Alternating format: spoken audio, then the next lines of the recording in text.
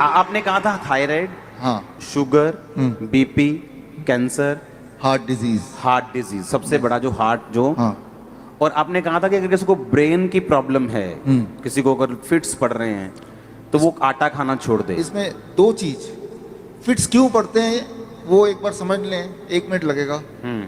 हमारे बॉडी में, ब्रेन में स्विच है, जैसे यहाँ पे लाइट का स्विच है, स्विच को ऑन करेंगे तो ही लाइट ऑन होगा, स्विच को ऑन ही नहीं करेंगे लाइट कितना भी हो वो जलेगा ही नहीं।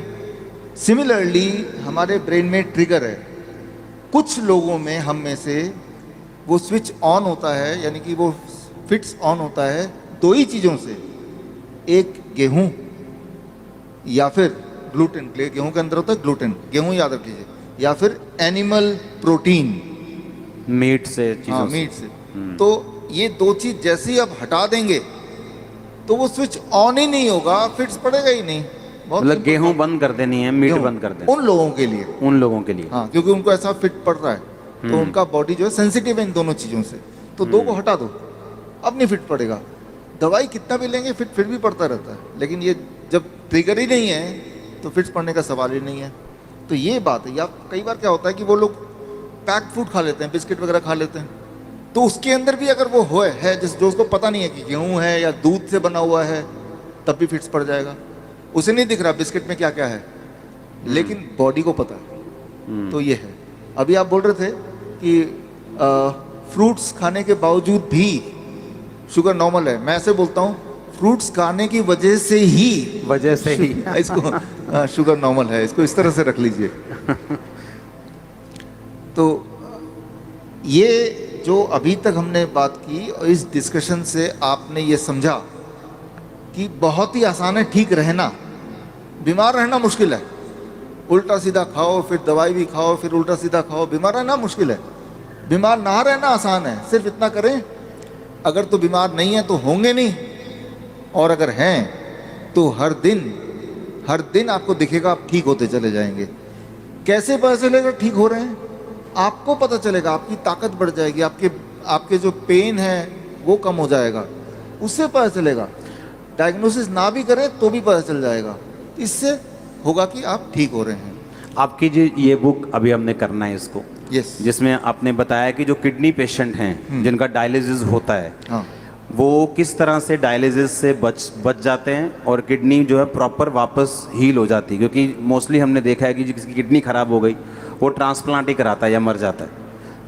ये एक इम्पॉर्टेंट बात है जो मैं आपको बताना चाहता हूँ, ताकि आप इसको उन लोगों तक पहुँचाएं जिनको इसकी ज़रूरत है। ऐसे बहुत सारे लोग हैं, लाखों में, जो हर दूसरे दिन या तीसरे दिन डायलिसिस कराते हैं। पहले तो समझना पड़ेगा डायलिसिस क्या है। बहुत ही सिंपल है, आधे मिनट में समझ जाएंगे। आप जो भी कुछ खाते हैं पीते हैं, उसमें कुछ चीज़ें बॉडी उपयोग में लाता है, एनर्जी में कन्वर्ट करता है, कुछ चीज़ें बॉडी यूज़ नहीं कर पाता है, तो आप यूरिन, पेशाब के रास्ते उनको बाहर फेंक देते हैं। तो वो पेशाब कैसे बनता है, वो किडनी का काम होता है। उसके अंदर वो सारी चीज़ें हैं पेशाब में जो बॉडी को नहीं चाहिए, तो बॉडी ने उसको बाहर भेज दिया। क्रेटनाइन है, यूरिया है, यूरिक एसिड है, ऐसे बहुत सारी चीज़ें, छोटे मोटे प्रोटीन हैं अलग अलग तरह के, जो बॉडी को नहीं चाहिए। तो बॉडी ने पेशाब किया, आप बोलेंगे अरे मुझे पेशाब आ रहा है, तो वो किडनी ने बाहर भेजने का तैयारी कर ली है, और आप गए और आपने अपने आप को हल्का किया, ठीक हो गया। ये तो हुआ नॉर्मल। आपका बॉडी खुद ही आपका डायलिसिस कर रहा है। डायलिसिस ये है, हमारा बॉडी हमारे अंदर की जो चीज़ जो हमें नहीं चाहिए वो बाहर फेंकने का रास्ता बनाया, इसे कहते हैं डायलिसिस। यानी कि हमारे सबकी बॉडी करती है इसको। अगर वो करना बंद कर दे, किडनी अपना काम करना बंद कर दे, अब जब मैं पानी पी रहा हूँ और बॉडी को उनमें से कई सारी चीज़ नहीं चाहिए, लेकिन बाहर का रास्ता बंद है, तो बॉडी क्या करेगा? गुब्बारे की तरह, बैलून की तरह उस पानी को, उस फ्लूइड को बॉडी में ही इकट्ठा होता रहेगा। ऐसे लोगों के पैर आप देखेंगे हाथी की तरह हो जाते हैं, सूज जाते पैर, हाथ सूज जाते हैं, पैर हाथ सूज जाते हैं, गले, मुंह सूज जाता है। तो क्या है, उनका जो यूरिन आउटपुट है, पेशाब, या तो कम हो गया है या ख़त्म हो गया है। अगर आपसे बोलें कि एक दिन बिना पेशाब किए रहना है, इम्पॉसिबल, कितना दर्दनाक हो सकता है। और ऐसे लोग फिर मशीन की मदद लेते हैं, वो मशीन वो खींचता है खून में से वो ऐसे पानी जो खराब है और निकाल के बाहर करता है। इसका मतलब हर दूसरे दिन उसको ऐसा करना पड़ता है और दूसरे दिन तक बॉडी में पानी जमा रहता है। और जबकि बॉडी में पानी जमा रहेगा तो उसका हार्ट के ऊपर भी बोझ है, लंग्स के ऊपर भी बोझ है। हर दिन वो कमज़ोर होता जा रहा है, हर दिन वो मरता जा रहा है, डायलिसिस कराने के बावजूद भी या डायलिसिस कराने की वजह से भी, क्योंकि डायलिसिस भी किडनी को और फर्दर खराब करती है। तो अब आपको समझ आ गया कि प्रॉब्लम क्या है, डायलिसिस किसे कहते हैं, किडनी खराब होना किसे कहते हैं। ऐसे लोगों को पहचानेंगे कैसे? आप जब देखेंगे, हम कैसे पहचानते हैं ऐसा पेशेंट को? कोई रिपोर्ट की ज़रूरत नहीं है मुझे, आपको भी ज़रूरत नहीं है। आप सिर्फ ऊपर से नीचे देखेंगे, अगर पैर हाथ में सूजन है थोड़ा बहुत भी, तो समझ लीजिए कि किडनी फेलियर की तरफ आप बढ़ चुके हैं।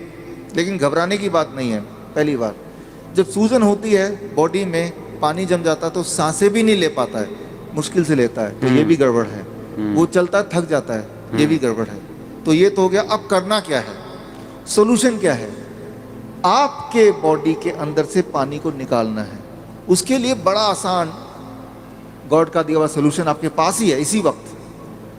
तीसरा kidney, third kidney. Third kidney किसे कहते हैं? आपका स्किन, सबसे बड़ा बॉडी का ऑर्गन। आपके स्किन में देखेंगे छोटे छोटे छेद हैं, है ना?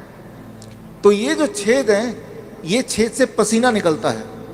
आप पसीने का एक बूंद लीजिए, पेशाब का एक बूंद लीजिए, दोनों को लैब में ले जाइए। अब पूछिए कि इसमें क्या है। पेशाब के एक बूंद में क्रेटिनाइन, यूरिया, यूरिक एसिड, वो सारा कुछ मिलेगा जो पसीने के एक बूंद में मिलेगा। अच्छा, हाँ, यानी कि पसीना और पेशाब सेम है, अलग अलग नहीं है, बिल्कुल सेम है। केमिकल कॉम्पोजिशन दोनों का सेम है। उसमें भी सोडियम है, उसमें भी सोडियम है, उसमें भी पोटेशियम, उसमें भी पोटेशियम है। आपका पसीना एक तरह से बॉडी का पेशाब का ही एक और फॉर्म है। आपका जो स्किन है, ये भी भगवान का बनाया हुआ इमरजेंसी किडनी है, इमरजेंसी किडनी। तो उस इंसान का जिसके दोनों किडनी खराब हो गए हैं, अब क्या करेंगे? ये जो स्टेपनी है, मैं इसको स्टेपनी बोलता हूँ। आपकी गाड़ी का एक टायर पंचर हो गया, आप स्टेपनी यूज करते हैं ना, तो हम बोलते हैं कि ये स्किन को यूज कर लो, स्किन से बाहर निकाल दो। अब सवाल आता है स्किन से कैसे निकालें? स्किन से निकालने के तरीके, अभी जो बाथटब, अगर आप सुनाई दे रहा है, बाथटब का वीडियो प्लीज चला दें। ओके, हमारे चलाओ वीडियो बाथटब का। हमारे हॉस्पिटल में, हिम्स हॉस्पिटल है, डेरा बसी में है, अभी जलंधर में भी खुल गया है। आप देखिए यहाँ पे वीडियो। ये जो लोग आप देख रहे हैं, ये पानी के टब में बैठे हुए हैं। पानी का टेम्परेचर याद रखिएगा 40 डिग्री सेल्सियस पे है। पानी गले तक है।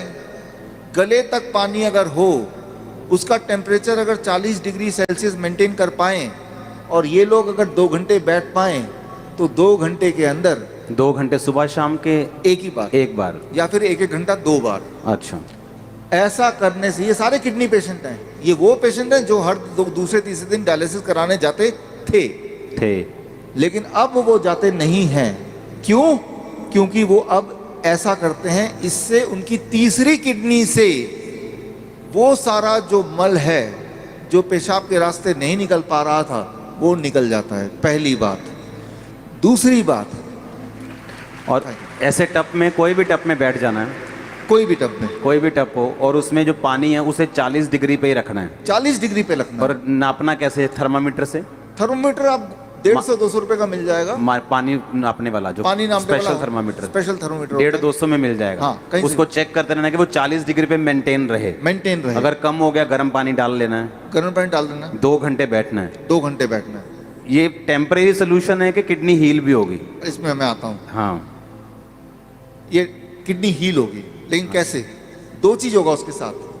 आप अगर ये करेंगे तो एक्सपेरिमेंट करने के लिए उस इंसान का पहले आप बोलिए कि वजन करे, क्योंकि वजन में वो अंदर पानी है।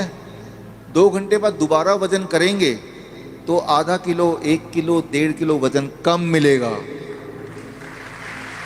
मतलब बाहर आ गया, वो बाहर आ गया। पहली बात। आप एक और काम करें, उनके पैरों के सूजन के फोटो खींच लें।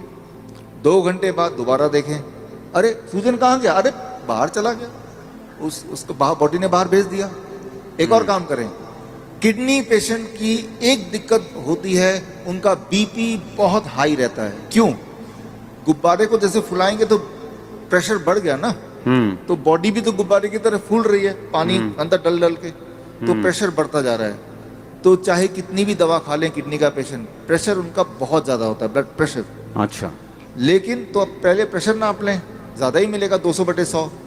अब पानी में बिठाएं, और अब पानी में बिठाने के बाद 2 घंटे बाद दोबारा प्रेशर नापें, तो प्रेशर कम हो जाएगा। कम से कम 40 यूनिट कम हो जाता है, किसी का 20 यूनिट कम हो जाता है, लेकिन कम जरूर होता है, हर एक का कम होता है।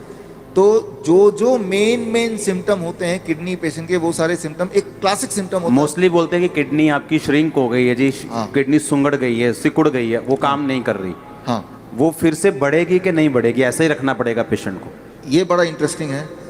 ये सवाल बहुत सारे पेशेंट ठीक होने के बाद भी पूछते हैं। ठीक होना कैसे पता चल गया? कि अब उनको ये करने की ज़रूरत नहीं है, 3 महीना लगातार करने के बाद अब करने की ज़रूरत ही नहीं है। अब पेशाब भी नॉर्मल हो रहा है, सूजन भी नहीं आ रही है, ब्लड प्रेशर भी नॉर्मल है, यानी ठीक हो गया। लेकिन वो क्रिएटिनिन और यूरिया, क्रिएटिनिन भी नॉर्मल आ गया, यूरिया भी नॉर्मल आ गया, यूरिक एसिड भी नॉर्मल है, सारा कुछ नॉर्मल हो गया, हाँ, ब्रीदिंग भी नॉर्मल है। साइज किडनी का। अब आता है साइज। तो साइज के लिए वो बोलता है, तो DTPA स्कैन करने बोलते हैं। हालांकि हम रिकमेंड नहीं करते, लेकिन स्कैन कराते हैं। तो पहले वाला साइज उसके पास था, पहले भी स्कैन कराया था, 3 महीने बाद दोबारा स्कैन कराते हैं। तो स्कैन में वो साइज बढ़ी हुई दिखाई देती है, मतलब वो किडनी जो है वो बढ़ चुकी है, बढ़ चुकी है, फिर से साइज उसका अच्छा हो रहा है, अच्छा हो गया। और ये स्कैनिंग बताती है। हाँ, और वो जो स्कैनिंग बताती है, वो स्कैन पहले और बाद के वो किताब में है। और ये किताब मैं चाहता हूँ कि आपके हाथों से इसका लॉन्च हो जाए। हाँ ठीक है। हाँ, और ये जो किताब को बनाने में, ऑब्जर्वेशन स्टडी में जिन्होंने मुख्य भूमिका निभाई है, हमारे डॉक्टर संजीव सूद जी हैं। आप भी एक बार आ जाएं, डॉक्टर गगन है, ये भी आ जाएं।